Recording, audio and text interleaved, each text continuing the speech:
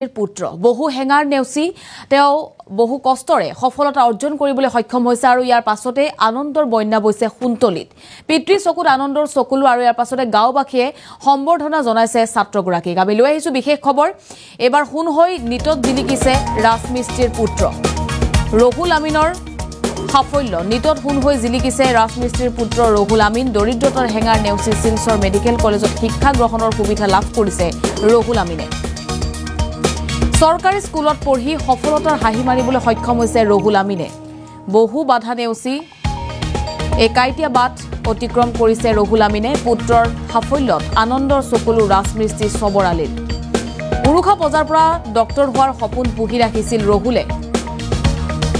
আৰু হে सपन सफल কৰিবলৈ सक्षम হৈছে रहुल आमिने रहुলৰ सफलतात আজি आनंदित दक्षिण कामरूपर सुन्तलीबाखी ফুলাম গামুচাৰে ৰহুলক আদৰিছে আদৰিলে জীৱনৰ আদিপাঠ লোৱা বিদ্যালয়ৰ কৰ্তৃপক্ষই নিটত হুন হৈ জিলিকিছে ৰাজমিস্ত্ৰীৰ পুত্ৰ আমাৰ হাতত বিশ্ব আহি পৰিছে ৰহুল আমিনক ইতিমধ্যে সম্বৰ্ধনা জ্ঞাপন কৰিছে বিদ্যালয় কৰ্তৃপক্ষৰ তৰফৰ পৰাও আৰু নিটত যেহেতু সফলতা অৰ্জন কৰিবলৈ সক্ষম হৈছে সুন্তলীৰ ৰহুল আমিনে দৰিদ্ৰ পৰিয়ালৰ ৰহুল আমিনে বহু কষ্টৰে সৰুৰে পৰা পঢ়া শুনা কৰিছিল চৰকাৰী স্কুলত পঢ়া শুনা কৰিও সফলতা দেখিবলৈ সক্ষম হৈছে সফলতা অৰ্জন কৰিবলৈ সক্ষম হৈছে আৰু ইয়াৰ পাছতে এনেদৰে ফুলাম গামুচাৰে ৰহুলক আদৰিছে জীৱনৰ আদিপাঠ লোৱা বিদ্যালয় কৰ্তৃপক্ষই সমগ্ৰ গাঁওবাসীয়ে এতিয়া উৎফুল্লিত হৈ পৰিছে ৰহুলৰ সাফল্যত কিয়নো চৰকাৰী স্কুলত পঢ়ি বহু কষ্টৰে সৰুৰে পৰা ৰহুলে ৰচিছিল এক সপোন ডক্টৰ হোৱাৰ সপোন আছিল ৰহুল আমিনৰ আৰু নিটৰ বাবে প্ৰস্তুতি চলাইছিল ৰহুল আমিনে আৰু অৱশেষত ৰহুলে সফলতাৰ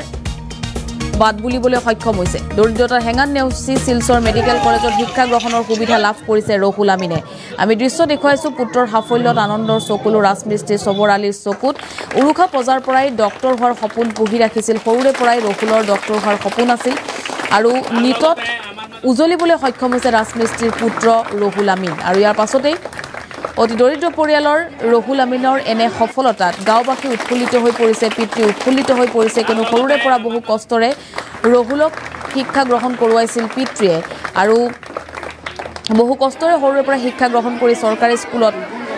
পঢ়ি অৱশেষত নিটত উত্তীৰ্ণ হ'বলৈ সক্ষম হৈছে ৰহুলে আৰু এনেদৰেই কুন্তলীবাসী ৰাইজৰ লগতে যিখন বিদ্যালয়ত সৰুৰে পৰা ৰহুলে পঢ়িছিল সেই বিদ্যালয় কৰ্তৃপক্ষ এনেদৰে উষ্ম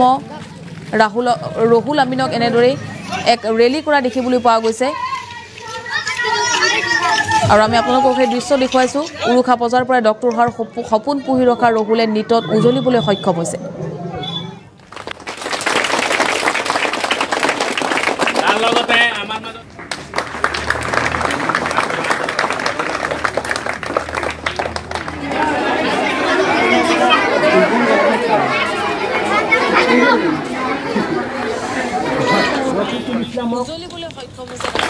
আৰু এই মুহূৰ্তত আমাৰ হাতত মন্তব্য আহি পৰিছে মন্তব্য শুনক মই এই বছৰ নিট 2024 সৰ্বমুঠ 563 নম্বৰ পাই এতিয়া মই শিলচৰ মেডিকেল কলেজ এণ্ড হস্পিটেলত মানে নামভৰ্তি হোৱাৰ কাৰণে সক্ষম হৈছোঁ মোৰ বহুত ভাল লাগিছে মোৰ এই নিটৰ এইটো সফলতাৰ ক্ষেত্ৰত মোৰ পৰিয়ালৰ তথা মোৰ দাদা বাইদেউ আৰু মোৰ বন্ধুবৰ্গসকলে মোক বহুত লগতে শিক্ষাগুৰুসকলেও মোক বহুত হেল্প কৰিছে এই ক্ষেত্ৰত সিহঁতৰ সকলোকে মই কৃতজ্ঞতা জ্ঞাপন কৰিছোঁ এই বছৰত পাছ কৰোঁতে সেইকাৰণে আমি বহুত আনন্দিত হৈছোঁ মনেৰ আশা আমাৰ পুৰা হয়েছে আমি বহুত কষ্ট কৰি আমিও আমাৰ ল'ৰাবিলাকেও বা তার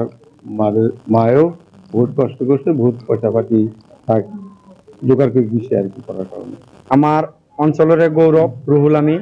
তেওঁৰ দেউতাক দিন হাজিৰা কৰা এজন ৰাজমিস্ত্ৰী তেওঁ মানে ইমান কষ্ট কৰি আমাৰ সমাজৰ ভিতৰত বহুত কষ্ট কৰি ল'ৰাটোক কষ্ট কৰি পঢ়াইছে আৰু তেওঁ প্ৰাইভেট বিদ্যালয়ত পঢ়াৰ সক্ষম হোৱা নাছিল তেওঁ অসম চৰকাৰৰ সৰ্বশিক্ষা মিছনৰ অধীনত তেওঁ পঢ়াইছিল আৰু তেওঁ চৰকাৰীভাৱে এনেকৈ আগবাঢ়ি গৈ বহুত কষ্টৰ ফলত আজি আমি এনেকুৱা এটা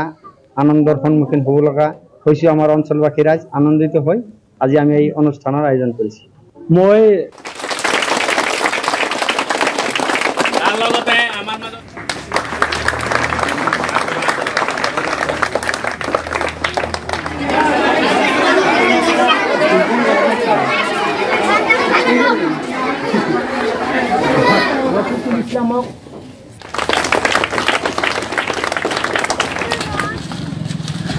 ini